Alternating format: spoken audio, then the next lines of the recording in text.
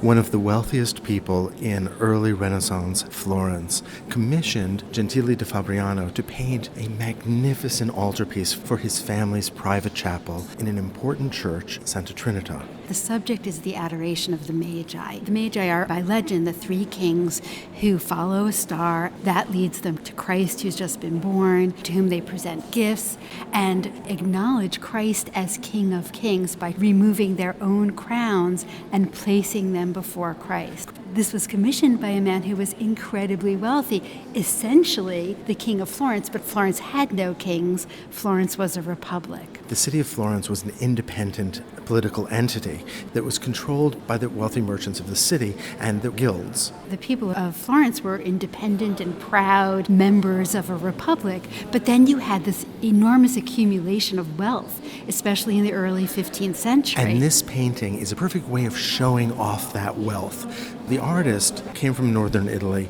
settled in Florence, in large part because there was money to be made there. There were patrons to be had there. And he was very handsomely paid for this altarpiece. We read one estimate that he was paid 6 times the annual wage of a skilled laborer for this one altarpiece. And his particular style is one of opulence. It's a bejeweled surface. There's gold. It's a perfect way for one of the leading families in Florence to show its importance. And the Strozzi family made their money primarily through banking, through handling gold. Although Paolo Strozzi, the patron for this particular painting, ignored the banking business and was much more interested in the arts and humanist learning. As we stand here in the Uffizi Museum in Florence, it's interesting to watch people look at this painting because people are picking out the many anecdotes that you can recognize, very much the way people would have when the painting was first made. This is a real crowd pleaser. Well, and there's fun things to see. We can make out the story of the Magi very clearly. It's really quite an inventive structure because you have a continuous landscape.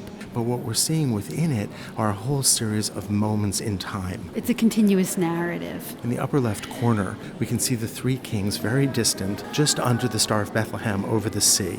And we understand this from the story to be in the east, which explains their attire. And then in the central arch, we see the three kings entering Jerusalem, where King Herod asked the three Magi to report back where they find this king that King Herod has heard will threaten his reign. He would like to kill the child, yes, but of course doesn't let on. And then in the rightmost upper corner, we see the three Magi entering the city of Bethlehem. And then presumably the scene that is laid out before us is taking place there. And we get this sense of a crowd watching the three Magi approach Christ and Mary. The Christ child is playful. Look at those feet. And we see the three Magi in the process of bowing down before Christ.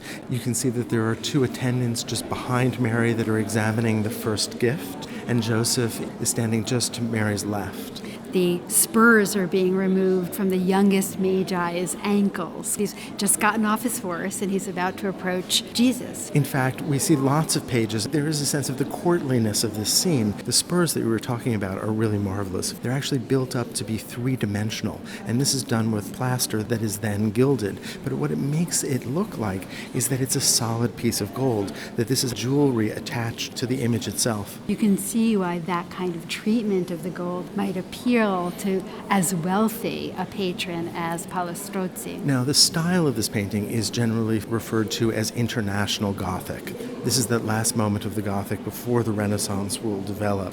Well, and that's because we don't see some of the things that we associate with the early Renaissance here. Unlike with Masaccio, who's painting just a few years after this, we don't see linear perspective. And in fact, we see a building up of the figures pressed into the foreground. The artist is avoiding the overlapping and obscuring of figures. At the same time, we see foreshortening, which helps to create an illusion of space with the horse on the right, for example, or the horse behind who's facing us.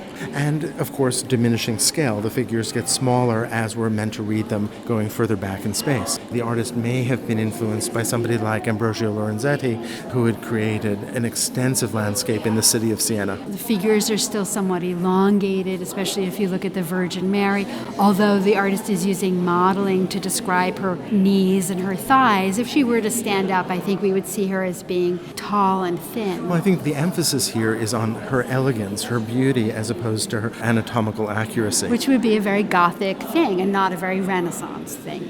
The main panel is set between smaller scenes. Above, we have Christ blessing, and then we have an Annunciation on either side. And then below, we have 3 predella scenes. In the predella panels, we see 3 scenes from Christ's childhood. On the left, the Nativity. In the center, the flight into Egypt. And on the right, the presentation in the temple. Let's take a close look at the Nativity. This has been called one of the first night scenes in art history. Lighting that comes from the moon and the stars and the angels and the Christ child himself. There's so many lovely details. Look, for instance, at the crown of peacocks worn by the figure on the right, or the way in which the flowers in the frame push outward. To me, this painting is very much an accumulation of details. There's a lot to look at, but it still resides in the late medieval Gothic tradition. And is a reminder of the tremendous wealth that would make the Florentine Renaissance possible.